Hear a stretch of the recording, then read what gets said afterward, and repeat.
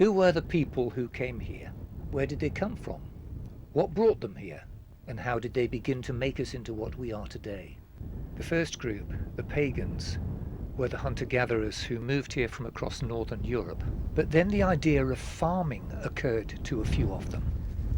And that story really starts some 6,000 years ago, when that first spark of imagination hit mankind, and they realized that they could actually control their survival. They realized that they didn't have to rely on just finding food growing in the woods and in the fields. He could plant seeds and have the crops growing at his door. He didn't have to rely on hunting and finding animals to feed him and his family. He could herd his animals together and look after the newborn and multiply his flocks. And that gave them time to think. They realized that if they banded together with other families, they could live in communities and look after each other. They could build huts to protect themselves from the weather. And they could build fortifications to protect themselves from other marauders who wanted to steal from them their fertile lands that gave them their living and their security and their survival. And those fortifications are what brings me here to Maiden Castle, just south of Dorchester in Dorset. An earthwork going back some 5,000 years, like Stonehenge, and the Avebury Ring, and the West Kennet Long Barrow, all of which we'll look at in a moment. The entrance to Maiden Castle is a series of mazes designed to be traps. They're not just random banks, they're designed to lead interlopers into a kind of captive compound where they could be picked off, finished off, or just persuaded to give up and run back the way they came. It's a sobering thought when you realize that all these ramparts would have been dug out and heaped up by hand. This is all a maze at the eastern entrance. And I'm not even standing, as you can see, at the bottom level. Imagine for a moment there were lots of people ranged on the top of those steep banks opposite, as you were trying to force your way into Maiden Castle. And they were hurling missiles at you as you tried to make your way up the slope. A store of slingshots between the size of a golf ball and a tennis ball was found by Sir Mortimer Wheeler during an archaeological excavation in the 1930s. It may not look very steep from where you're standing, but I can tell you that faced with the prospect of people throwing stones at you, and slingshot, and spears, it would be very daunting trying to get access if it was being made clear to you weren't very welcome. Whew.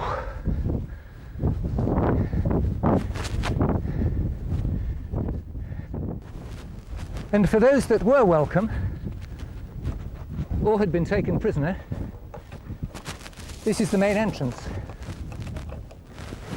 Although I don't expect that 6,000 years ago there was a kissing gate in it.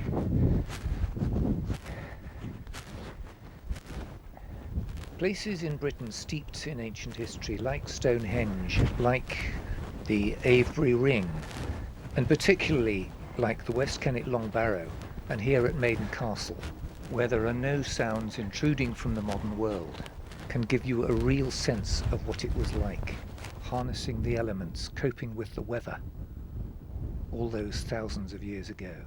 And this is the similarly convoluted maze at the western entrance. And on this very windy day, it gives a good idea of the bleakness which those people would have had to contend with.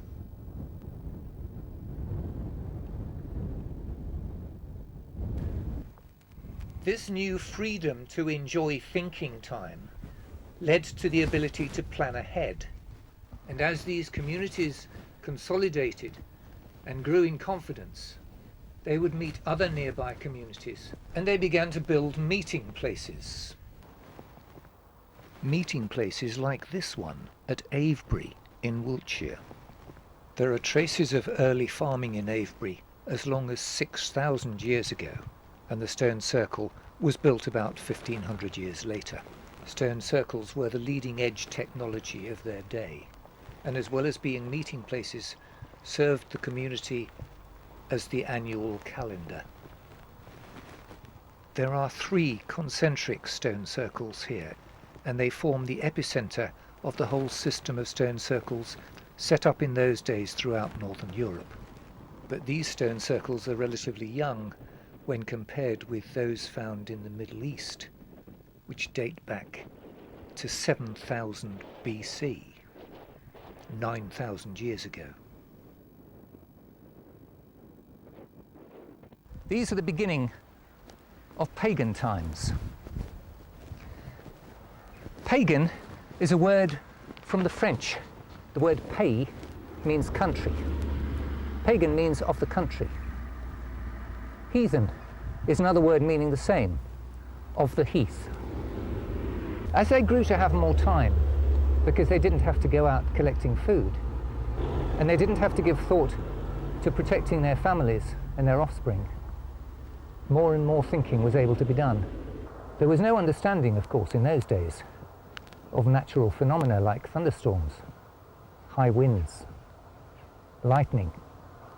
The sun was quite obviously what gave everybody life.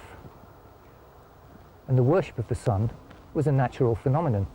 And in parallel with that, of the moon, the controller of the night. And gradually an understanding of astronomy helped them to develop an understanding of the seasons and the growing cycle.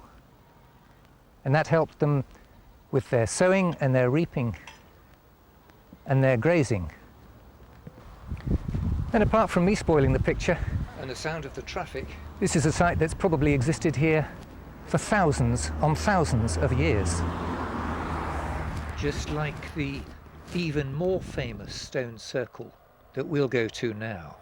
But let's just try and get a sense of the Stonehenge of 5,000 years ago.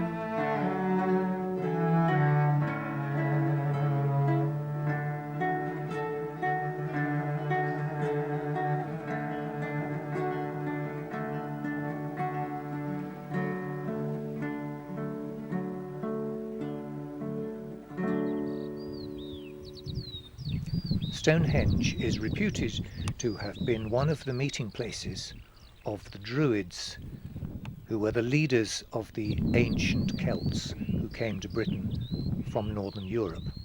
And the Druids were the leaders of the learning of those pagan peoples who were so steeped in their natural surroundings and whose understanding and culture developed from being so closely involved with their natural world. And we'll consider their contribution to Britain more closely when we look at when the Romans arrived. So from sunrise over Stonehenge, we turn to the very distinctive shape of Silbury Hill, the tallest prehistoric man-made mound in Europe, similar in size to some of the smaller Egyptian pyramids, found along this road marked by the standing stones, which originally led from Avebury to the Long Barrow, the burial mound at West Kennet. People have walked this road for thousands of years. There's a hole in that one, right the way through. I wonder why.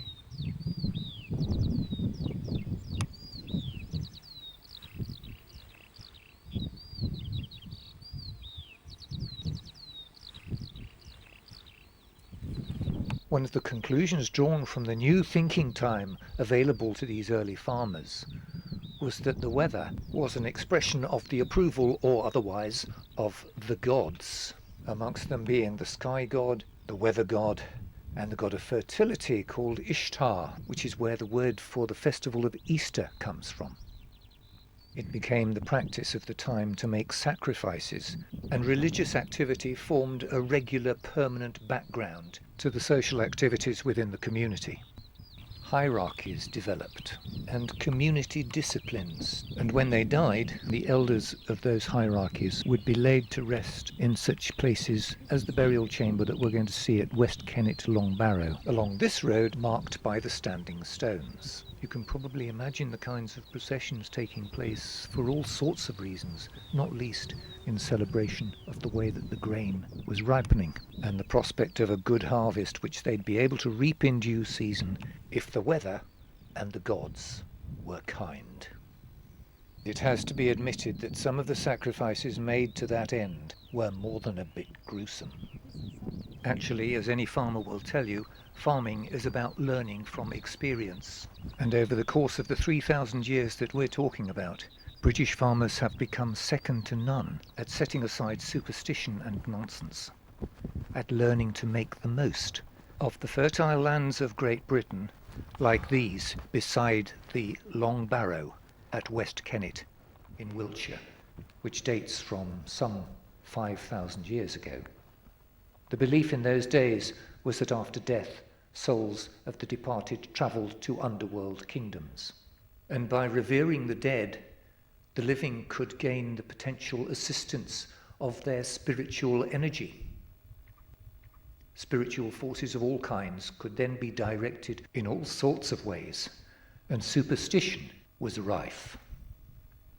The gods were kept in the cupboards and taken out as and when necessary by the priests into whose custody they'd been committed.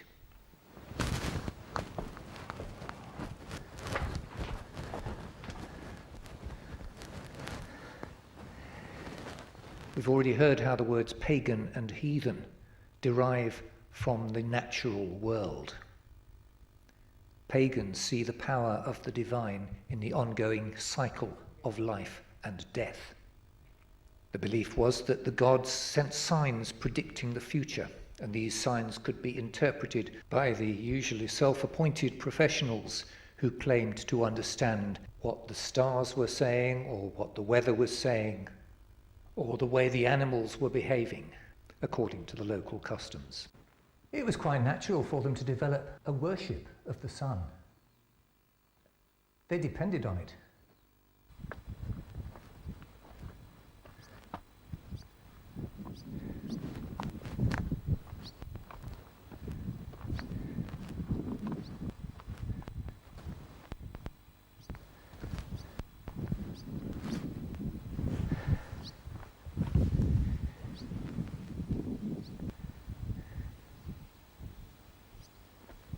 It is so peaceful.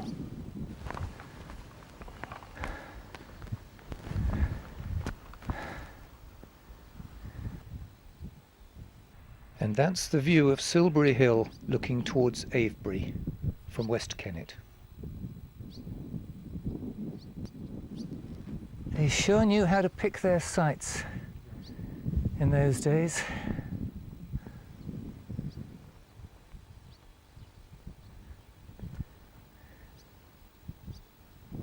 My overriding impression after seeing this place, the stone circle at Avebury, watching the sunrise over Stonehenge, and walking on Maiden Castle, has been that a quite significant amount of the knowledge that those pagan peoples developed about their natural world all those thousands of years ago, and that are regarded in these days of enlightenment and scientific discovery as mere superstition, may be just as relevant now as they ever were, and that perhaps their validity is being forgotten by our urban communities.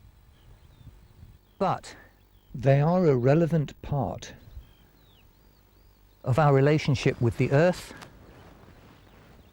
and with what's up in the sky.